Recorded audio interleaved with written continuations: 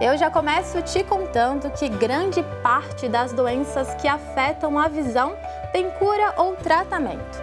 E esse é um assunto sério, né? Tanto que existe um dia dedicado à saúde dos olhos no mês de julho. O objetivo é alertar para a importância da prevenção e do diagnóstico de doenças oculares. De acordo com a Organização Mundial da Saúde, cerca de 50 milhões de brasileiros sofrem com algum distúrbio da visão. Desse número, gente, 60% são de cegueira e deficiência visual. Porém, segundo a Organização Mundial da Saúde, se esses casos fossem tratados com antecedência, poderiam ter sido evitados. Hoje eu converso sobre esse assunto com o oftalmologista cooperado da Unimed BH, Dr. Luiz Caldas Molinari. Doutor, seja bem-vindo ao nosso programa, um prazer ter você aqui com a gente. Obrigado. Luiz Carlos Molinari, né? Luiz Carlos Molinari, tá certo. Doutor... Gente, é um prazer estar aqui com vocês, a gente já vem muito aqui, né? Estou muito feliz de estar aqui de volta.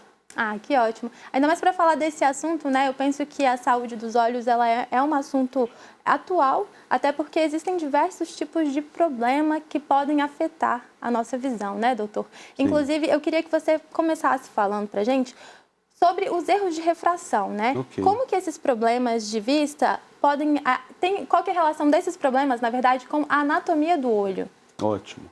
Essa é uma pergunta muito boa, porque a gente vai atender um paciente, ele sabe o nome, mas ele não sabe o significado, muitas vezes. Então, é o seguinte, a gente começa dizendo que o olho que a pessoa não precisa de grau, ele é chamado emétrope. Só o nome, assim, para a gente guardar. O que tem dificuldade para perto é chamado hipermétrope. Então, é a hipermetropia, que é o contrário da miopia. Qual que é a diferença básica em termos do tamanho do olho?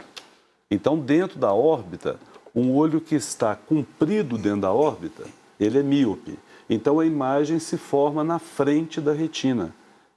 A ótica, para a turma que está na física, né? A turma entende muito bem isso. Eu gosto muito de explicar para o adolescente que ele adora, mostra para a mãe que ele sabe, né? Então, a imagem se forma aqui, porque o olho é mais comprido. Se o olho é mais curto, é hipermetropia, então ele se forma atrás. Aí você coloca as lentes específicas para fazer essa correção. Só para diferenciar, o astigmatismo já não tem nada a ver com o tamanho do olho. O astigmatismo é mais relacionado à curvatura da córnea. Então, é o famoso fora de foco. Então, em resumo, o míope, a criança, o jovem, o adulto, vai fazer aquela sensação de apertar o olho para ver, ele não enxerga bem de longe. O hipermétrope começa a ter sintomas, dor de cabeça, desinteresse pela leitura. Depois da aula, a criança e mesmo adolescente reclama que está com dor de cabeça. E tem o astigmatismo, que é o fora de foco. E aí ele se soma à miopia ou à hipermetropia. E não esquecendo da turma acima de 40, que é a vista cansada, que se chama presbiopia. É aquele paciente que começa a afastar, né, o objeto para ele colocar a imagem na retina. E isso é muito comum quando você vai fazer um exame de vista, muitas vezes, você não pode dilatar a pupila exatamente porque ele quer óculos para perto. Então, esses são os 4 básicos. Sim, todos de acordo com o tamanho e o cristalino e a córnea. Entendi. Então, a gente já entendeu um pouquinho sobre a anatomia, né, gente? E também as diferenças. Então, já ficou claro pra gente, já conseguimos diferenciar uma coisa da outra, doutor. Agora, em relação às causas, né? O que causa esses erros de refração?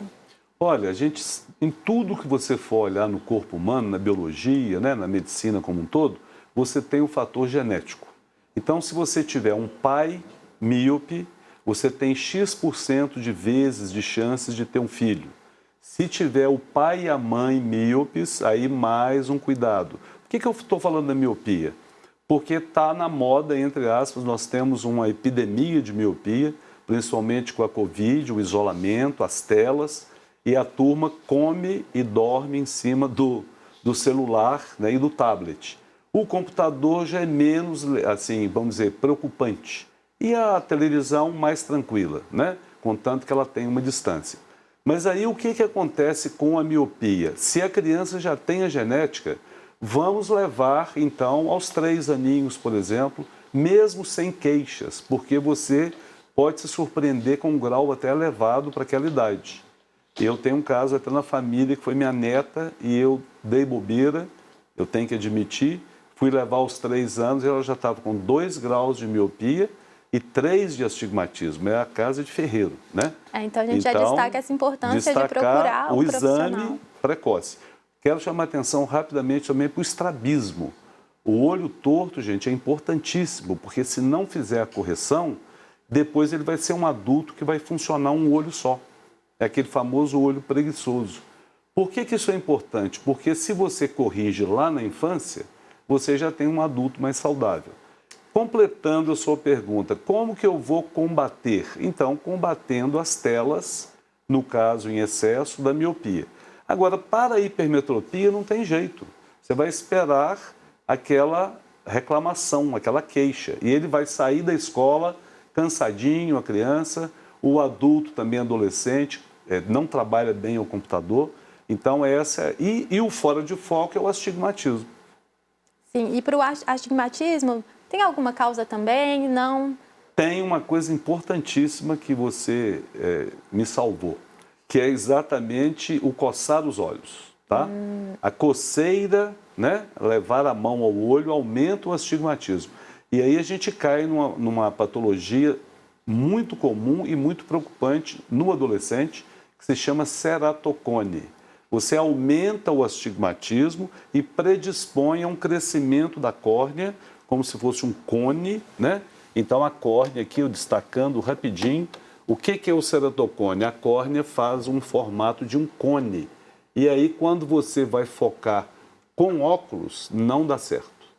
Tem que ser lente de contato e outras opções que a gente não vai entrar aqui, mas que o médico oftalmologista pode atuar. Então, gente, não coçar os olhos e as telas sempre reduzir. Eu falo sempre o seguinte, você consegue ver uma cabeça de um alfinete, com um detalhezinho, o jovem, e consegue contar o boi no pasto, né? Como diz o outro. Então, faça isso ao usar o celular. Dê uma olhadinha aqui, dê uma olhada lá, porque a pessoa ela sai do computador e vai trabalhar no celular. E todos vocês, jovens, também estão sujeitos. Acenda as luzes do ambiente, não fique focado ali. E chamando a atenção, gente, para um sono importante, a retina, de 9 da noite à meia-noite tem um hormônio chamado melatonina. Não adianta você ficar tomando melatonina se você está agarrado no celular. Você vai tomar e ela está perdendo, porque você está na hora do soninho ali. Então, você não deve alterar. Isso é uma coisa que a saúde ocular também proporciona, né? Então fica esse alerta sobre o uso das telas e também sobre o ato de coçar os olhos. A gente precisa tomar cuidado com isso. Deve. Doutor, rapidamente, quais são os sinais de alerta que as pessoas precisam prestar atenção de que pode ter algum erro de refração? Você já falou da importância de levar na infância, né? Mas pensando na pessoa que passou, né? Passou da infância, tem algum sinal de alerta para que essa pessoa procure um profissional? Tem. Por exemplo, o cansaço, né? Que é a primeira coisa, o cansaço ocular, um prejuízo do trabalho, a dificuldade se você começa a querer sentar à frente lá na sala de aula. Eu já estou com 30 anos de idade e até hoje eu leio bem, mas agora eu estou manifestando alguma queixa, meu olho está coçando muito, aí já cai para também a síndrome do olho seco, que a gente vai falar depois. Mas a parte da refração, você fazendo um exame, você vai diagnosticar, mas o astigmatismo normalmente é o fora de foco. A dificuldade para longe é a miopia, que pode ser associada ao astigmatismo, e o cansaço para perto, a hipermetropia. E depois dos 45, a vista cansada ou presbiopia, né? Perfeito, doutor. Agora, como que esses casos são tratados? Sim. Né? A gente sabe, a gente tem o uso dos óculos de grau, né? Mas como que é o tratamento para esses casos? A gente não diria tratamento, eu diria assim, um controle. Porque você vai precisar de controlar esse grau. Então, o que você tem que fazer? Assim, sempre que você detectar o problema, usar a correção devida. Então, cada um tem uma situação. Por exemplo, a miopia você começa muito bem com óculos, a hipermetropia também, a presbiopia também e o próprio astigmatismo. Já o astigmatismo muito alto e as chamadas ametropias altas, você pode partir para lentes de contato e até cirurgias, né? Aí você vai ter que avaliar cada caso, lembrando que, de um modo geral, na miopia, nunca antes de 21 anos, você vai fazer uma cirurgia.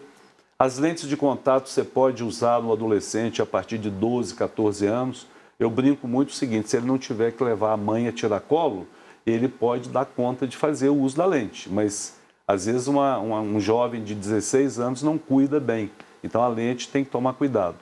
E o restante, as cirurgias são cada caso. Sim, agora, avançando um pouquinho na nossa conversa, doutor, fala pra gente um pouquinho sobre a catarata, né? Vamos falar das doenças oculares, né? O que é a catarata e como que ela afeta a nossa visão? A catarata já é aqui, né, a gente mostrando o olho, então você entrando a luz no sentido de fora para dentro, é essa segunda lente que a gente tem aqui, que é o cristalino, que começa a se opacificar. Você fala assim, mas eu já ouvi falar em catarata congênita, lógico, mas nós estamos falando aqui agora da catarata do idoso, do adulto. Então, essa situação, o pico maior é na faixa de 60, 70 anos, 65 a 75, né? E você não deve hoje esperar a catarata amadurecer. Esse é um critério que era dos nossos pais, quer dizer, dos seus avós, dos meus pais, né? Então, assim, que tem as gerações aí. Mas hoje você já indica porque a técnica é outra. Você vai aspirar isso aí. Como que a pessoa percebe? Uma coisa que nos ajuda muito é o exame do Detran. Eu falo isso sempre. Porque ali o paciente, ele acha que ele enxerga, ele chega lá, volta bravo, né? Vem bravo para o consultório, fala, mas eu enxergo tudo. Então, a gente se habitua, gente, até com tudo que é ruim nessa vida, inclusive com a qualidade de visão. Aí eu falo, você está bravo, então vamos, leia lá. Ele não lê, falo, tá vendo? Realmente, aí a gente vai ver, pode ser uma catarata, ou mais comum, o uso de óculos, obrigatório, que eles não querem para não constar na carteira. Eu estou falando essa parte aqui, porque eu também sou médico do tráfego, assim, tráfego, né? Digas de passagem de carros, né? Que tem uma gozação, uma brincadeira com isso aí. Então, assim, você troca de uma forma hoje muito tranquila, mas com um pessoal muito aparelhado para esse fim. Então, você tem que saber, você tem que perguntar, você tem que saber como que é a cirurgia. É uma cirurgia realmente tranquila, mas ela não é banal. Sim. Ela é extremamente sofisticada. E você pode ter como acompanhamento infeliz um glaucoma. Então, o glaucoma pode ser associado a uma catarata ou não. São as duas das 4 causas mais importantes de deficiência visual no idoso e no adulto. Você tem, além da catarata e do glaucoma, a degeneração macular relacionada à idade, que é muito frequente, e a retinopatia diabética, mas não vamos falar nisso. O glaucoma você vai detectar, infelizmente, só através de exame. Você não vai ter queixa.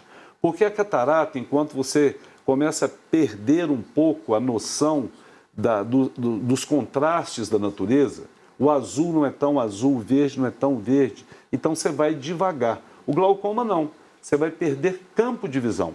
Então, em linha reta você enxerga bem, mas você não enxerga nas laterais. Aí o paciente fala assim, aqui doutor, ó, eu estou vendo aqui, ó. Não, não é assim. Você tem que fazer o campo visual, né, assim, com o aparelho, aí você vai se assustar porque você enxerga em linha reta e tem perda de campo. E você faz o controle com colírios, que são vários, aí dá um programa só para isso, né?